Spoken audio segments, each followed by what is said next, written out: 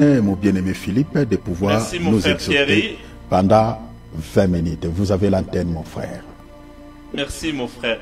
Alors, bonsoir à tous. Ça me fait plaisir de vous retrouver pour notre temps de partage.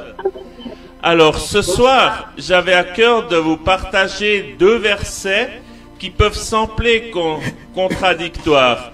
Comme notre thème, il y en a qui vont dire, voilà, le salut est un don gratuit, mais l'enlèvement exige un prix à payer.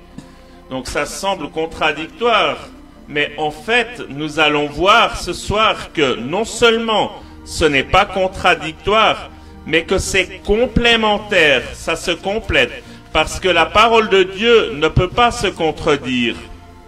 Le Seigneur ne peut pas changer d'avis comme ça au fur des événements ou des moments. C'est impossible, c'est une continuité. Il n'y a qu'une seule parole de Dieu, il n'y en a pas 36. Voilà. Alors, donc ces deux versets, c'est Ephésiens chapitre 2, versets 8 et 9. Et l'autre, c'est Jacques au chapitre 2, versets 14 à 20. Alors, je lis Ephésiens 2, 8 et 9. Car c'est par la grâce que vous êtes sauvés, par le moyen de la foi. Et cela ne vient pas de vous, c'est le don de Dieu. Retenez bien ça, c'est le don de Dieu. Ce n'est point par les œuvres, afin que personne ne se glorifie. Donc, ce verset est très clair. Il nous montre que le salut ne peut s'obtenir qu'en Jésus-Christ, par sa mort à la croix, sa résurrection. C'est ça qu'il dit, que c'est un don de Dieu. Il n'y a que Dieu qui peut te donner ce salut. Il n'y a que Jésus-Christ. Il est le seul qui peut te donner ce salut. Et ce n'est pas toi, par tes bonnes œuvres, qui peut te sauver tout seul, contrairement à ce que le monde affirme. Le monde affirme, c'est des mensonges. C'est un des mensonges d'ailleurs les plus répandus de l'ennemi, qui dit que voilà, l'homme, il n'est pas si mauvais que ça, il fait de bonnes choses, il peut aller au paradis avec ses bonnes œuvres. Il nous donne l'exemple de gens connus, notamment Coluche, quelqu'un de très très connu qui, à la fin de sa vie, il a fait les Restos du Cœur, une œuvre absolument formidable qui a donné à manger à des milliers de personnes qui étaient laissées pour compte en France. Mais Coluche, malheureusement, il croyait absolument pas en Dieu. D'ailleurs, dans un de ses derniers sketchs qu'il préparait avant sa mort, qui n'a pas pu jouer dû à son décès, il disait ouais, mais s'il y avait un Dieu, ce monde il serait pas aussi pourri qu'il est, voilà, etc., etc. Toutes les bêtises qu'on entend actuellement. Or, quand il est mort, malheureusement, s'il est mort en continuant, en restant dans cet état d'esprit, en refusant Jésus-Christ, en refusant d'accepter le sacrifice de la croix, ce n'est pas les choses formidables qu'il a faites qui pourront le sauver. Parce que la Bible nous dit très clairement, il n'y a que le sang de Jésus-Christ, sa mort à la croix et sa résurrection qui peuvent te sauver. Nous lisons dans l'épître de Jean au chapitre 1er au verset 7 que le sang de Jésus nous purifie de tout péché. Donc c'est le sang de Jésus-Christ qui te purifie de tout péché. Ce n'est pas l'aide que tu donnes à ton ami, ce n'est pas l'aide au ménage ou l'aide ou je sais pas quoi, l'aide financière ou l'aide ou bien la solidarité envers ceci, c'est cela qui peut te sauver.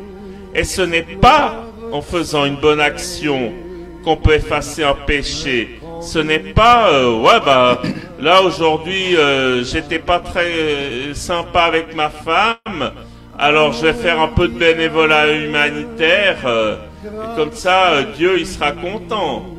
Non. C'est la seule chose qu'il faut faire pour être pardonné d'un péché, c'est revenir à Dieu quand on a une chute. Venir ou revenir à Dieu, à Jésus-Christ, qu'il dit, voilà Seigneur, ce matin, j'ai engueulé ma femme, j'étais pas sympa, je t'en demande pardon. Et là, on est pardonné. Le Seigneur, il nous pardonne instantanément. Il est merveilleux, il est fidèle et juste pour nous les pardonner. D'ailleurs, nous lisons dans 1 Jean chapitre 1, dans le verset 8, l'apôtre Jean nous dit, si nous disons que nous n'avons pas de péché, nous nous séduisons nous-mêmes, et la vérité n'est point en nous. Et ensuite, il dit, si nous confessons nos péchés, il est fidèle et juste pour nous les pardonner et pour nous purifier de toute iniquité. Donc, il n'y a que la mort et la résurrection de Jésus-Christ qui peut nous sauver. Ce n'est que venir à Jésus-Christ qui peut nous sauver, qui peut nous guérir, qui peut nous pardonner de nos péchés et qui peut nous donner le salut. Gloire à Dieu. C'est comme la femme en perte de sang. Elle représente l'humanité, en fait. En fait, elle représente quasi tout le monde. Parce que il y a plein de gens qui essayent d'obtenir le salut en faisant des bonnes œuvres. Il y a plein de gens qui essayent de guérir par des médecins, par telle solution, par le psychisme. Ils vont chez les psychiatres pour voir qu'est-ce qui va pas, pourquoi est-ce qu'on fait telle et telle chose, pourquoi on a tel ou tel comportement. Mais il n'y a que le sang de Jésus, il n'y a que Jésus-Christ qui peut nous guérir, qui peut nous guérir du péché. Car comme nous l'avons vu la dernière fois, nous avons tous hérité du péché au singulier et nous sommes tous des pécheurs. Et nous avons tous besoin de repentance et nous avons tous besoin du sang de Jésus. Et seul Jésus, il peut nous donner ce salut. Et seul, allez à lui, touchez sa robe. Bon, aujourd'hui, c'est plus physiquement, il n'est plus là physiquement, mais c'est par son esprit, c'est venir à lui. Seigneur Jésus, je t'accepte comme Seigneur Sauveur, pardonne-moi de mes péchés, délivre-moi de mes péchés, et pardonne-moi parce que j'ai fait ceci, pardonne-moi parce que j'ai fait cela. Et si on vient d'une démarche sincère, on est immédiatement pardonné. C'est pardonné, c'est payé. Gloire à Dieu. Voilà, ça c'est la chose essentielle. Mais alors, nous allons lire dans l'épître de Jacques, au chapitre 2, à partir du verset 14 jusqu'au verset 20, la Bible nous dit ceci. Mes frères, que sert-il à quelqu'un de dire qu'il a la foi s'il n'a pas les œuvres? Cette foi peut-elle le sauver? Si un frère ou une sœur sont nus et manquent de la nourriture de chaque jour, et que l'un d'entre vous leur dise, allez en paix, chauffez-vous et rassasiez-vous, et que vous ne leur donniez pas ce qui est nécessaire au corps, à quoi cela sert-il? Il en est de même, ainsi de la foi, si elle n'a pas les œuvres, elle est morte en elle-même. Mais quelqu'un dira, toi tu as la foi, et moi j'ai les œuvres. Montre-moi ta foi sans les œuvres, et moi je te montrerai la foi par mes œuvres. Tu crois qu'il n'y a qu'un seul Dieu, tu fais bien, les démons le croient aussi et ils tremblent. Veux-tu savoir, ô homme vain, que la foi sans les œuvres est inutile? Voilà. Alors, que veut-il dire? Est-ce que Jacques, il dit, est-ce qu'il veut dire, ouais, non mais Paul il a dit n'importe quoi, voilà, est-ce que c'est gouré, etc. Absolument pas. Jacques, il nous fait bien comprendre que le salut, c'est pas simplement dire voilà, j'accepte Jésus comme Seigneur et Sauveur, et puis je continue comme avant, comme on l'a vu la dernière fois, que ce n'est pas simplement ça. Parce que nous avons vu la dernière fois, donc on peut rappeler ces versets. On peut se rappeler ces versets, notamment dans Proverbes 28, verset 13. La Bible nous dit, celui qui les avoue, donc ses péchés, et les délaisse, obtient miséricorde. Et puis, on a aussi ça dans Jean 8, verset 3 à 11, l'histoire de la femme adultère. Donc Jésus, il a dit, voilà, je t'ai pardonné, mais il dit ensuite, va et ne pêche plus. Parce qu'une œuvre, pour beaucoup une œuvre, ils vont dire, voilà, mais il faut faire des choses. Il faut avoir la quantité d'œuvres, de bonnes œuvres pour plaire à Dieu. Oui, il faut montrer l'amour du prochain, ce que le Seigneur nous demande. Mais une œuvre, c'est aussi ne pas, ou plutôt ne plus faire certaines choses. Par exemple, quand tu avais l'habitude de tromper ta femme, ou bien de l'engueuler parce qu'elle des fois elle te gonflait un peu, bah tu tâches de ne plus, tu t'efforces de ne plus faire ceci. Tu t'efforces d'avoir de la patience envers elle. Enfin, quand je dis ta femme ou ton mari, bien sûr. Non, pour dire, tu t'efforces d'avoir de la patience et tu t'efforces de lui rester fidèle et d'être correct avec. Même si c'est pas facile tous les jours. Et puis si, par exemple, si tu roules pas sur l'or, bah tu te dis, ouais, bon, là je suis un peu limite... et je sais que dans les trains, il n'y a pas de contrôleur. Alors j'oublie de passer à l'automate à billets. Ça c'est fini aussi. Ça tu ne le fais plus. Tu vas, tu payes ton billet. Des fois c'est des petites choses qui peuvent sembler banales, mais c'est aussi ça que le Seigneur demande. C'est aussi ça les œuvres que le Seigneur nous demande. C'est aussi ça les œuvres qui montrent que tu as changé, qui montrent que tu es une nouvelle personne, que tu as accepté Jésus-Christ comme Seigneur et Sauveur. Parce que la Bible nous dit aussi que quand on a accepté Jésus comme Seigneur et Sauveur, on passe par une nouvelle naissance. On est une nouvelle créature, on est une nouvelle personne. Et on doit s'efforcer d'aller... De devenir vraiment une personne qu'on était, comme l'était Adam quand il a été créé, avant qu'il ne soit séduit, avant la chute, avant qu'il fasse ce qu'il fallait pas faire, et puis qu'on ait le péché. Voilà. Mais aussi, ce qui est important aussi, est le fruit de l'esprit que le Seigneur nous demande de donner de produire si tu es chrétien, si tu es accepté comme Seigneur, c'est l'amour. Parce que, oui, la loi cérémonielle, la loi de Moïse, cérémonielle et sociale a été abolie. Mais la loi morale, qui sont les 10 commandements, ça c'est encore de nos jours. Et ça c'est encore ce que le Seigneur nous demande. Et puis il l'a résumé dans un nouveau commandement, dans Jean 13, verset 34, il dit « Aimez-vous les uns les autres ».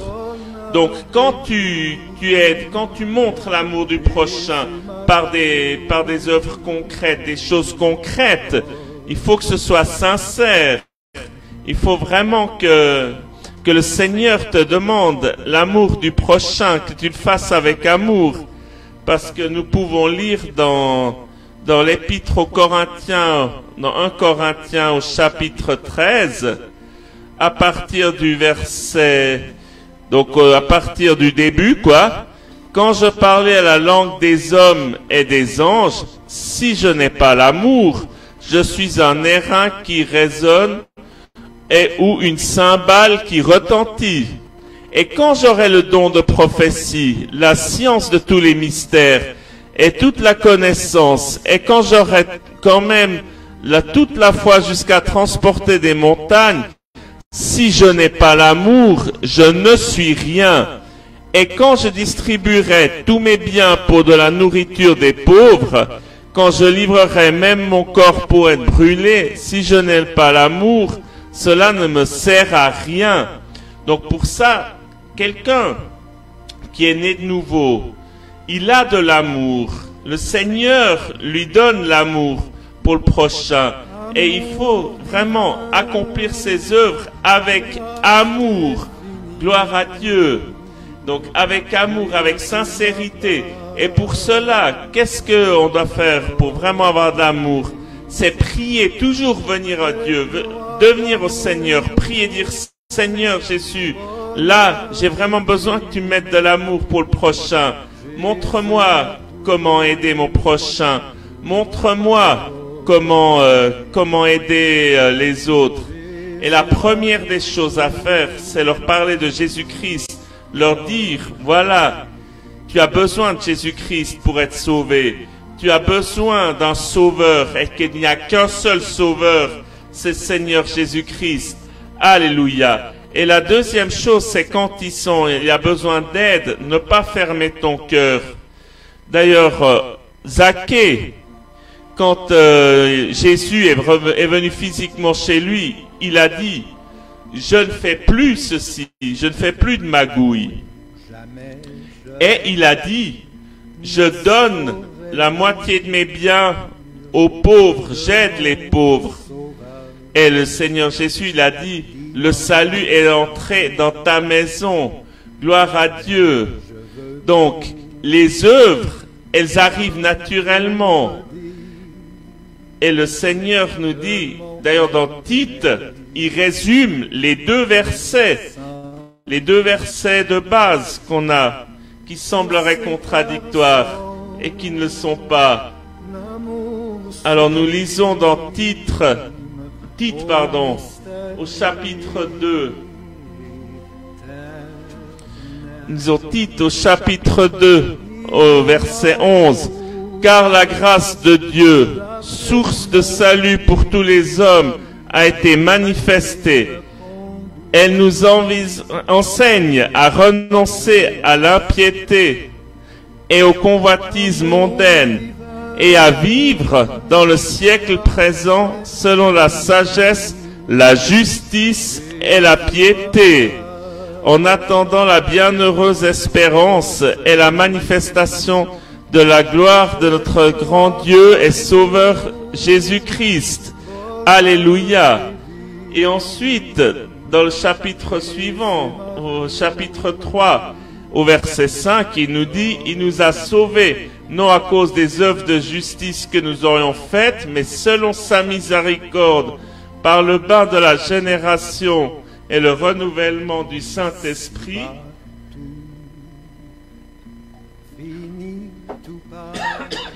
Et ensuite, au verset 8, il nous dit, cette parole est certaine et je veux que tu affirmes cette chose, afin que ceux qui ont cru en Dieu s'appliquent à pratiquer de bonnes œuvres. Donc, des bonnes œuvres. Pardon. Des œuvres pour montrer concrètement, contrairement notre salut, contrairement que nous sommes des nouvelles personnes, que nous sommes des rachetés, parce que ça ne doit pas être une contrainte de faire des bonnes œuvres, dire ah oui, il faut quand même que je fasse ça, parce que sinon qu'est-ce que les gens ils vont me dire? Non, au contraire, il faut se laisser renouveler par l'Esprit Saint. Et ensuite, on on ira naturellement faire des bonnes œuvres, être solidaire envers les autres. Et d'autres bonnes œuvres qu'on accomplit, c'est ne plus faire des mauvaises choses, ne plus penser qu'à soi et ne plus faire des tas de choses qui sont dans le monde, comme tromper sa femme, comme faire ceci, faire cela, qui déplaît à Dieu. Ne plus regarder une femme, c'est une femme qui est en mini-jupe, faire comme ça, etc., etc., etc. Parce que si on refuse de ce changement, si on veut juste dire, voilà, Jésus il m'a donné son salut, bah je continue comme avant, de toute façon il va me pardonner. On lit dans 2 Thessaloniciens 1, versets 8 à 9, que la porte du ciel nous est fermée, qu'on est dans le même cas que ceux qui ne croient pas en Dieu, qui refusent Jésus comme Seigneur et Sauveur. La Bible, elle est très très claire à ce sujet. Voilà, ceci est important. C'est important de souligner que ceux qui disent, voilà, une fois sauvé, tu peux faire n'importe quoi, t'as accepté Jésus, de toute façon il te pardonnera. Il te pardonnera quoi que tu fasses sans que tu aies besoin de rien faire. Non, ça c'est un faux évangile. Ce n'est pas le véritable évangile. Le Seigneur, il te pardonne tes péchés par sa mort à la croix et sa résurrection. Mais ensuite, il te dit, comme il a dit à cette femme qui avait trompé son mari, que les pharisiens voulaient lapider, va et ne pêche plus. C'est ce que le Seigneur nous demande, de ne plus pécher. Et pour cela, il est toujours là, il va nous aider. On peut toujours aller vers lui, jour et nuit. Dit Seigneur, voilà, là j'ai de la peine à faire ça, j'ai de la peine à pas me mettre en colère, j'ai de la peine, j'ai encore ça comme défaut. Seigneur, aide-moi, et il nous aidera. C'est une marche, il marchera avec toi, il t'aidera, il ne te laissera pas tomber. Et c'est pas débrouille-toi tout seul, il est là, mais il faut vraiment venir à lui pour qu'on soit une nouvelle personne, qu'on ait une nouveauté de vie et que naturellement on produise des bonnes œuvres, on produise du fruit de l'esprit, on soit cette nouvelle personne que le Seigneur nous demandait d'être. Et ça, c'est la vraie porte d'entrée pour le salut. Parce qu'une petite parenthèse, quand Jésus nous dit « Je vous donne ma paix, mais je ne vous donne pas comme le monde ne vous la donne », il veut simplement dire que si vraiment on devient une nouvelle créature, il nous promet l'éternité au ciel, gloire à Dieu, mais il ne nous promet pas une vie facile. Si tu penses venir à Jésus-Christ pour qu'il te donne les bons numéros au loto et puis que tu ne doives plus comme ça faire les comptes pour payer les factures, oublie, il n'est pas venu pour ça. Il est venu pour te sauver. Ce qu'il veut, c'est que tu viennes à lui. Il veut te sauver. La vraie richesse qu'il veut te donner, c'est son salut. Gloire à Dieu. Mais pour cela, il faut que toi, tu sois une nouvelle personne, tu naisses réellement de nouveau, que tu sois plus l'ancienne personne charnelle, mais que tu sois une nouvelle personne qui produit du fruit de l'esprit. Gloire à Dieu. Voilà ce que j'avais à vous partager. Que le Seigneur Dieu Tout-Puissant vous bénisse. Amen, amen, amen. Acclamons le Seigneur. Alléluia. Que Dieu vous bénisse, mon bien-aimé Philippe. Amen. Merci Pareil, beaucoup pour la parole. Merci vraiment. C'est vraiment magnifique. Vraiment, c'est magnifique. Gloire à Dieu, gloire à Dieu. Que le nom de notre Seigneur et Sauveur Jésus-Christ soit richement béni. Vraiment, nous sommes très édifiés, très édifiés. Gloire au Seigneur.